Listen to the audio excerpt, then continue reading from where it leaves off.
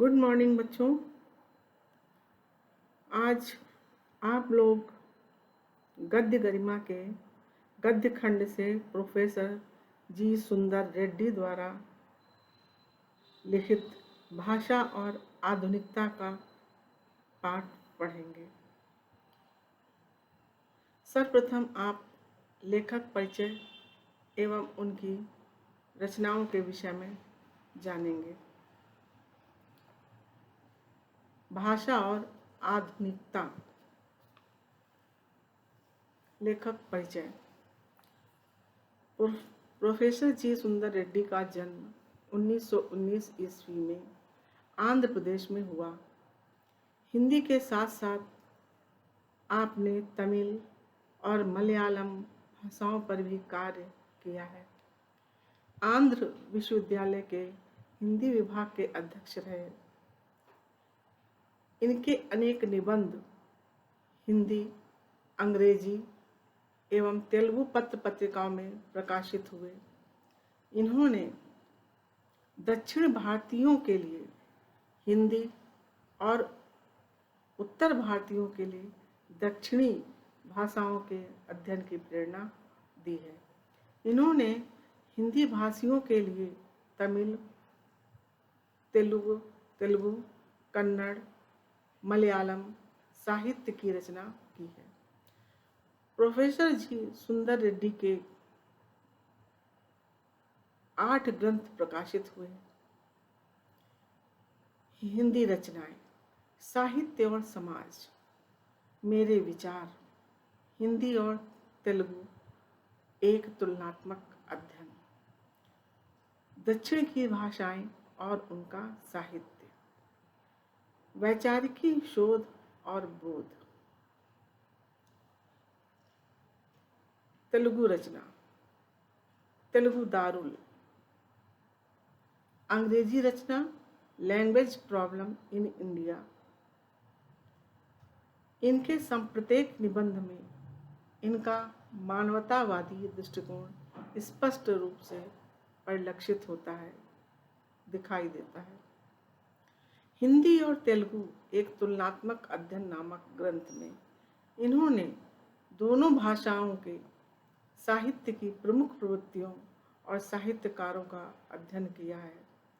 उत्तर प्रदेश के भूतपूर्व राज्यपाल डॉक्टर वी गोपाल रेड्डी ने लिखा है, यह ग्रंथ तुलनात्मक अध्ययन के क्षेत्र का पथ प्रदर्शक है। दक्षिण की भाषाएं और उनका साहित्य में दक्षिण भारत की चारों भाषाओं तमिल, तेलुगु, कन्नड़ और मलयालम तथा उनके साहित्य के इतिहास का सूक्ष्म विवेचन प्रस्तुत किया है। इनकी भाषा शैली भाव और विषय के अनुकूल बन पड़ी है। हिंदी प्रदेश के निवासी होते हुए भी इन्होंने हिंदी भाषा पर अधिकार कर लिया है। निष्कर्ष रूप से यह कह सकते हैं कि प्रोफेसर रेड्डी हिंदी साहित्य के श्रेष्ठ विचारक, समालोचक एवं निबंधकार के रूप में प्रसिद्ध हैं। हिंदी भाषी क्षेत्रों में देश की संपर्क भाषा के रूप में हिंदी को स्वीकार करने में इनका कार्य प्रशंसनीय है। इन्होंने तेलुगु भाषी होने पर भी हिंदी साहित्य की अभिवृद्धि कर प्रशंसा अर्जित की है।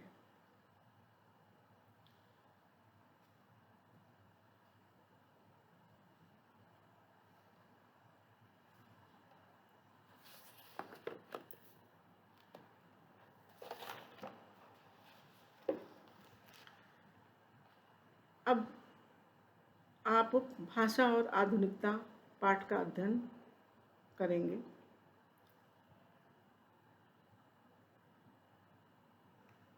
कुछ भाषा की समस्याओं पर विद्वानों ने बहुत कुछ लिखा है, परंतु भाषा और आधुनिकता पर विशेष रूप से कुछ नहीं लिखा गया। विद्वान लेखक ने वैज्ञानिक दृष्टि से भाषा और आधुनिकता पर विचार किया है। भाषा परिवर्तनशील होती है। इसका इतना ही अर्थ है कि भाषा में नए भाव, नए शब्द, मुहावरे तथा लोकोक्तियाँ, नई रीतियाँ सदैव आती रहती हैं। इन सब का प्रयोग ही भाषा को व्यावहारिकता प्रदान करता हुआ भाषा में आधुनिकता लाता है। विद्वान लेखक का मत है कि वैज्ञानिक शब्दावली का ज्यों का त्यों लेना चाहिए। भाषा को अपनी नित्य नूतनता की प्रकृति बनाए रखनी होगी, तभी व्यक्ति और समाज का सर्वांगीण विकास संभव हो सकता है। व्यावहारिकता की दृष्टि से प्रोफेसर रेड्डी का यह सुझाव विचार करने योग्य है। किसी भी क्षेत्र में रमणीयता या सुंदरता लाने के लिए नित्य नूतनता की आवश्यकता होती है। इसी को दृष्टि में रखकर ही माघ ने कहा होगा, छड़े छड़े यन्नवताम उपैति तदेव रूपम रमणीयताया। अर्थात क्षण क्षण में जो नवीनता को धारण करता है, तदेव रूपम, वही रूप रमणीय होता है। ये सभी पर लागू होता है, हर एक क्षेत्र में लागू होता है। भाषा में भी यही चीज लागू होती है। रमणीयता और नित्य नूतनता अन्योन्याश्रित है।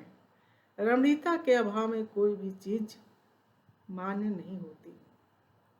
नित्य नूतनता किसी भी सृजक की मौलिक उपलब्धि की प्रामाणिकता सूचित करती है और उसकी अनुपस्थिति में कोई भी चीज वस्तुतः जनता और समाज के द्वारा स्वीकार नहीं होती।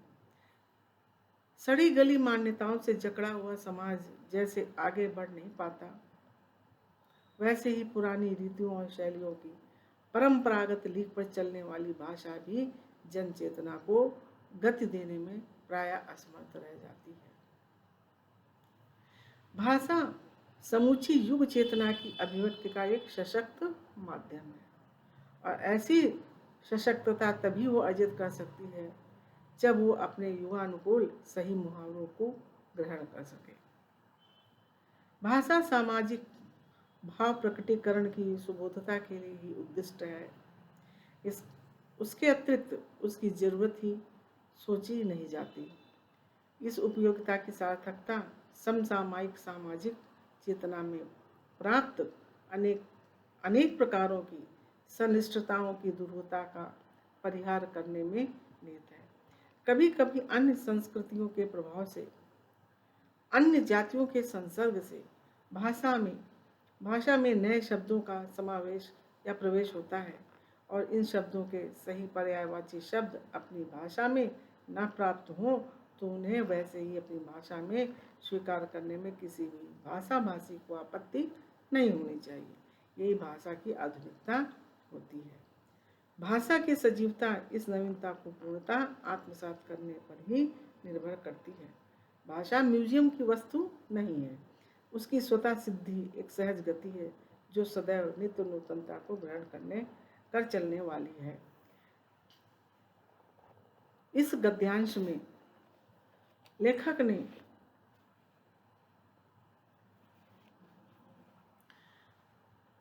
बताया है कि भाषा परिवर्तनशील है। इसमें नवीनता लाने के लिए नए नए शब्दों का, मुहावरों का प्रयोग किया जाता है। ये कोई म्यूजियम में रखने वाली वस्तु नहीं है कि जैसे तैसे वैसे रख दो। यह नित्य नूतनता को ग्रहण कर चलने वाली है।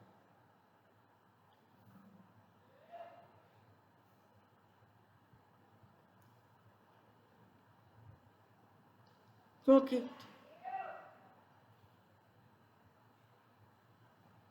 अन्य संस्कृतियों के प्रभाव से, अन्य जातियों के संसर्ग से भाषा में नए शब्दों का प्रवेश होता रहता है।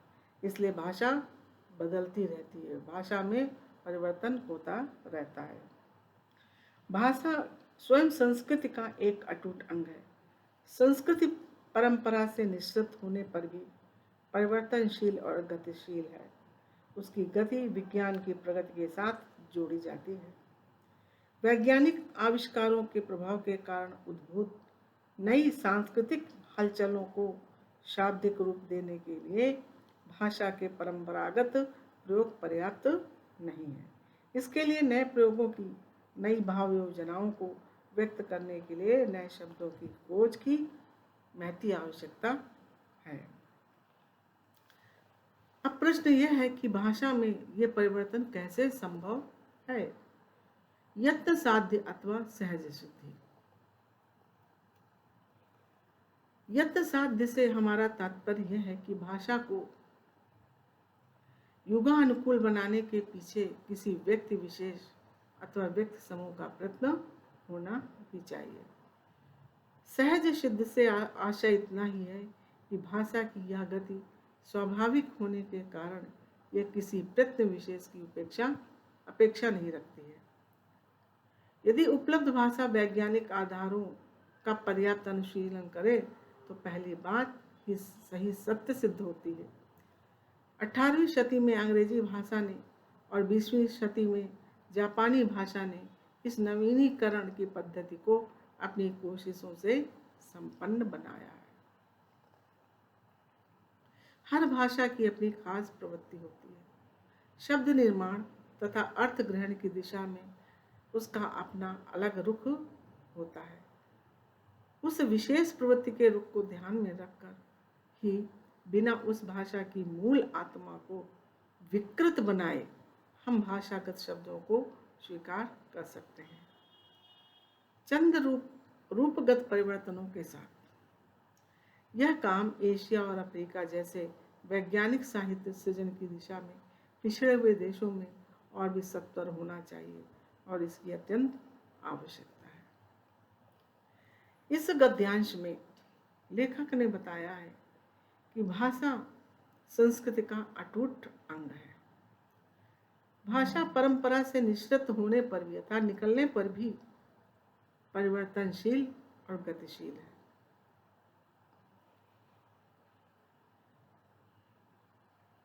यत्न साध्य और सहज सिद्धि। परिवर्तन दो तरीके से लाया जा सकता है।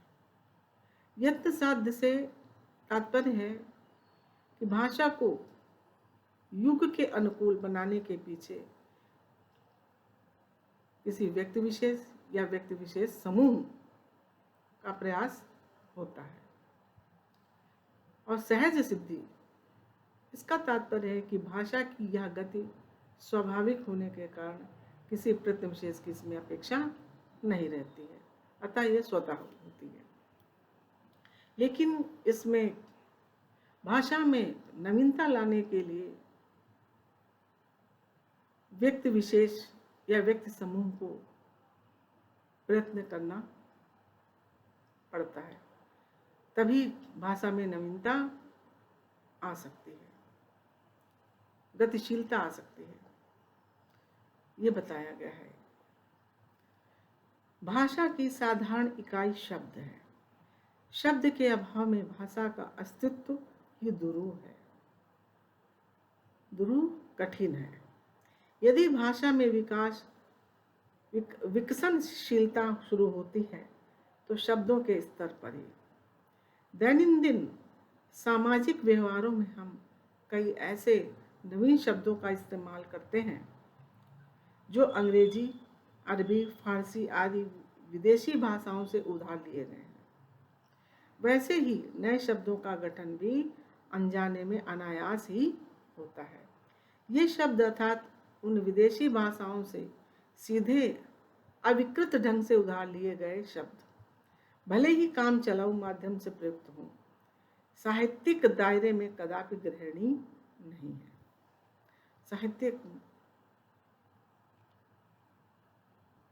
साहित्य में इसको नहीं लिया जा सकता है। यदि ग्रहण करना पड़े तो उन्हें भाषा की मूल प्रकृति के अनुरूप साहित्यिक शुद्धता प्रदान करनी पड़ती है, अतः उसमें परिवर्तन करना पड़ता है। यहाँ प्रयत्न की आवश्यकता प्रतीत होती है, तभी व्यक्ति विशेष को या व्यक्ति समूह को प्रयास इसके लिए करना पड़ता है। एक प्रश्न यह है, कौन इस साहित्यिक शुद्धिकरण का जिम्मा अपने ऊपर ले सकते हैं? हिंदी भाषा के नवीनीकरण अर्थात शुद्धिकरण के लिए भारत सरकार ने अब तक काफ़ी प्रयत्न किया है। इसके लिए सन 1950 में शास्त्रीय एवं तकनीकी शब्दावली आयोग की स्थापना की गई, जो विज्ञान की हर शाखा के लिए योग्य शब्दावली का निर्माण कर रही है। हिंदी साहित्य सम्मेलन जैसी ऐच्छिक संस्थाओं ने भी इस दिशा में कुछ महत्वपूर्ण काम किया है।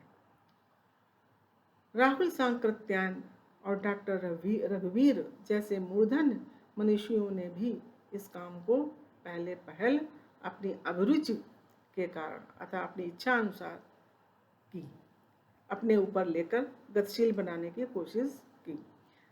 अब तक इस दिशा में जो कुछ भी कार्य हुआ है वह अपर्याप्त ही है, क्योंकि यह कार्य अपनी शैशवकालीन दशा से गुजरकर आगे नहीं बढ़ सका है। इसकी प्रगति के अवरोध में दो वर्ग बाधा डालते हैं।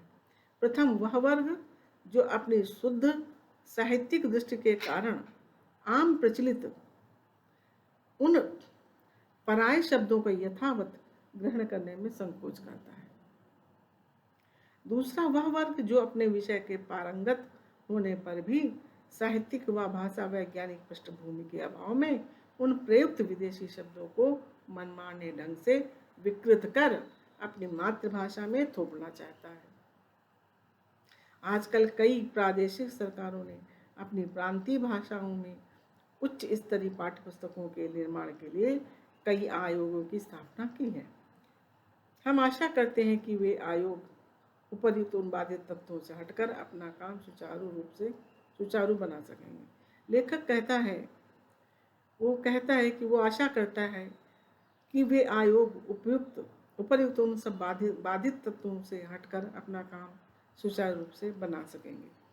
विदेशी शब्द जिन्हें अपनी प्रांतीय भाषाओं में ग्रहण करने की आवश्यकता है, खास तौर पर वे दो तरह के होते हैं, वस्तुसूचक, भावसूचक।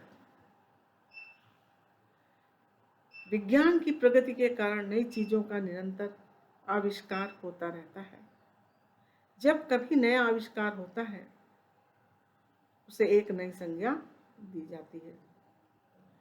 जिस देश में उसकी सृष्टि की जाती है वह देश उस आविष्कार के नामकरण के लिए नया शब्द बनाता है। वही शब्द प्राय अन्य देशों में बिना परिवर्तन के वैसे ही प्रयुक्त किया जाता है। यदि हर देश उस चीज के लिए अपना अलग अलग नाम देता रहेगा तो उस चीज को समझने में दिक्कत होगी।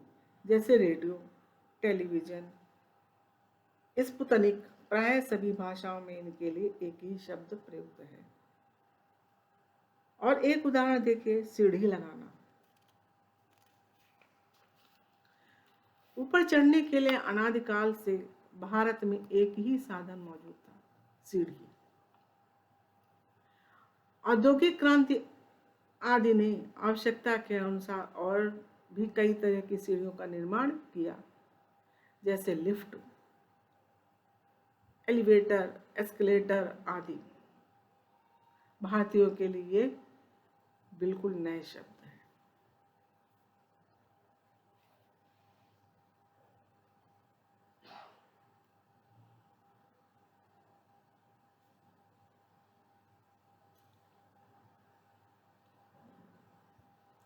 और इसलिए भारतीय भाषाओं में इसके लिए अलग अलग नाम द्रष्टव्य नहीं होते हैं। इस स्थिति में उन शब्दों के यथावत ग्रहण करने में कोई बाधा नहीं होनी चाहिए। फ्रेंच और लैटिन भाषाओं में अंग्रेजी ने ऐसे ही कई शब्दों को आत्मसात कर लिया है और अंग्रेजी से रूसी ने।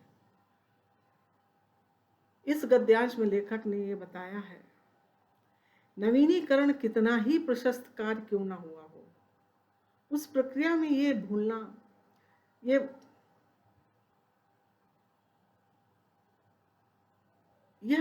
मूलक ये भूलना नहीं चाहिए कि भाषा का मुख्य कार्य सुस्पष्ट अभिव्यक्ति है।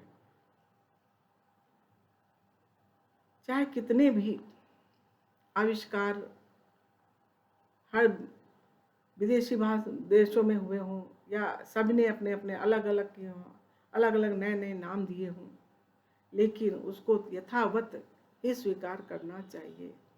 अलग अलग नाम देने से उसको समझने में कठिनाई होगी। इसमें लेखक ने बताया जैसे अनादिकाल से भारत में एक सीढ़ी के लिए सीढ़ी शब्द ही प्रयुक्त हुआ है और आज भी उसी रूप में प्रचलित है। भले ही सीढ़ियों का कई और तरह की सीढ़ियों का निर्माण किया गया है, लेकिन उसको यथावत ही स्वीकार किया गया है। जो नाम दूसरे देशों ने दे दिए हैं या जो नाम दे दिया गया बस उसी नाम से जाना जाता है, लेकिन अर्थ सीढ़ी ही है, उसका पर्याय सीढ़ी ही होता है। उसको यथावत स्वीकार किया जाता है, उसके मूल में बदलाव नहीं होता है। कभी कभी एक ही भाव के होते हुए भी उसके द्वारा ही उसके और अन्य पहलू अथवा स्तर साफ व्यक्त नहीं होते हैं।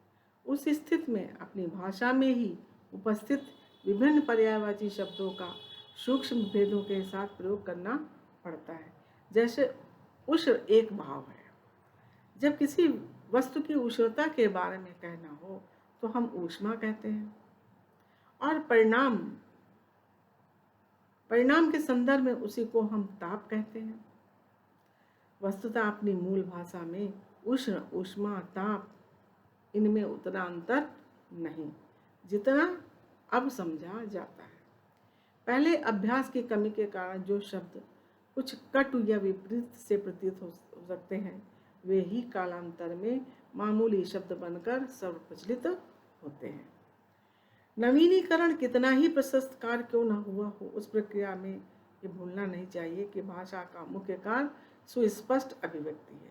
यदि सुस्पष्टता एवं निर्दिष्टता से कोई भी भाषा वंचित रहे तो वह भाषा चिरकाल तक जीवित नहीं रह सकती।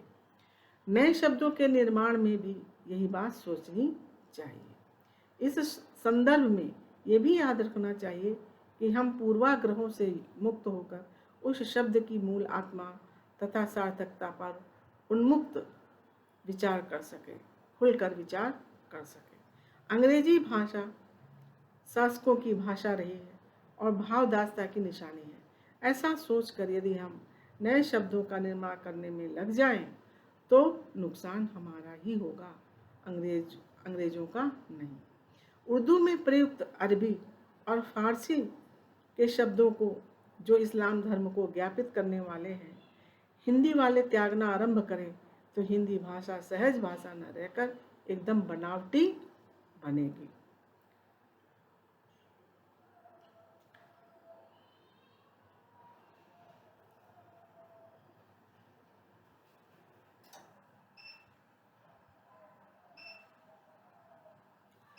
लेखक का कहने का तात्पर्य है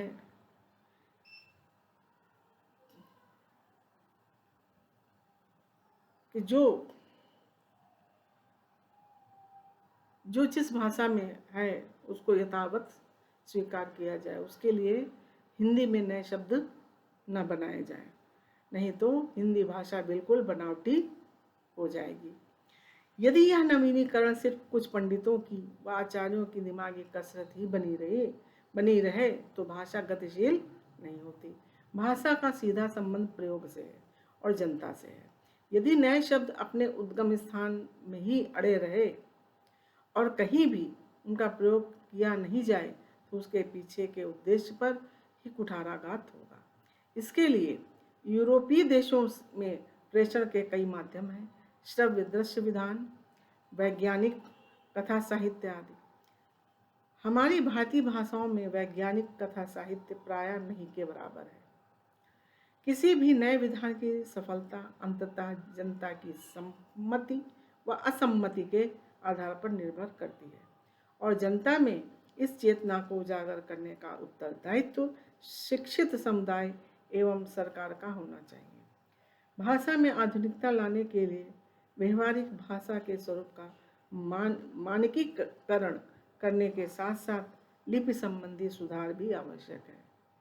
भाषा के प्रयोग और उपयोग के साथ साथ इन समस्याओं का समाधान जुड़ा हुआ है। संक्षेप में नए शब्द, नए मुहावरे एवं नई रीतियों के प्रयोग से युक्त भाषा को व्यावहारिकता प्रदान करना ही भाषा में आधुनिकता लाना है।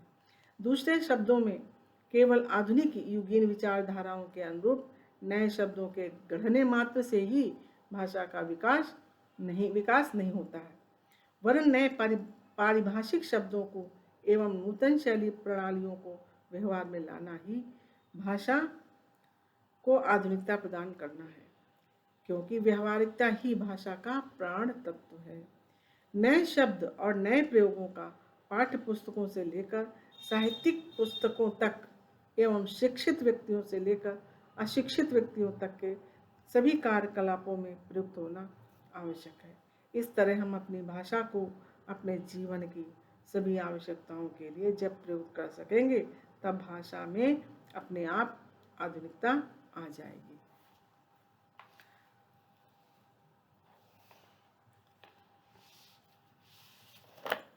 इस प्रकार बच्चों, ये पाठ तो आपका समाप्त हुआ। इस पाठ का मूलतः सारांश ये है, पहला पॉइंट आता है कि अन्योनाश्रित है रमणीयता और नित्य नूतनता। दूसरी बात इसमें बताई गई है परिवर्तन और गतिशीलता। भाषा परिवर्तन और गतिशील है। तीसरी बात बताई गई यत्न साध्य अथवा सहज सिद्ध। लेखक ने भाषा में परिवर्तन के दो विकल्प रखे हैं, यत्न साध्य और सहज सिद्धि। यत्न साध्य से आशा है भाषा को युगानुकूल बनाने के लिए व्यक्ति विशेष अथवा व्यक्ति समूह का प्रयत्न होना चाहिए।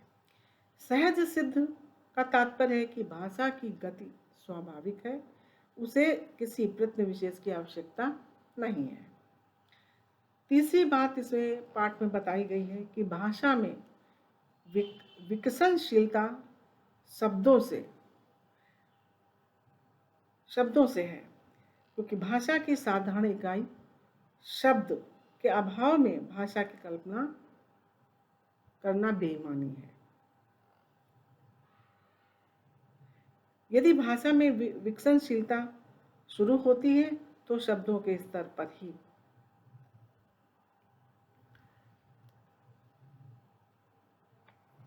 और एक बात बताई गई है, नवीनीकरण एक सतत प्रक्रिया।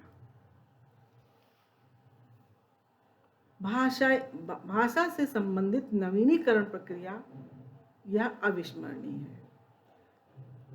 यह विस्मरणीय है कि भाषा का मुख्य कार्य सुस्पष्ट अभिव्यक्ति है, अर्थात इसको भुलाया नहीं जा सकता है। यदि सुस्पष्टता एवं निर्दिष्टता से कोई भी भाषा वंचित रहती है तो वह बहुत समय तक जीवित नहीं रहती।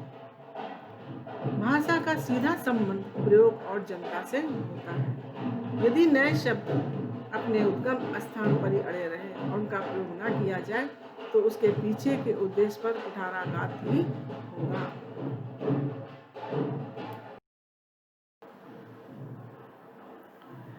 नई रीतियों के प्रयोग से युक्त भाषा को व्यावहारिकता प्रदान करना ही भाषा की आधुनिकता है, क्योंकि व्यावहारिकता ही भाषा का प्राण तत्व है। भाषा को अपने जीवन की सभी आवश्यकताओं के लिए जब हम प्रयुक्त कर सकेंगे, तभी भाषा में स्वयं ही आधुनिकता आ जाएगी। ये बात बतलाई गई। इस प्रकार बच्चों, ये पाठ आपका समाप्त होता है। धन्यवाद।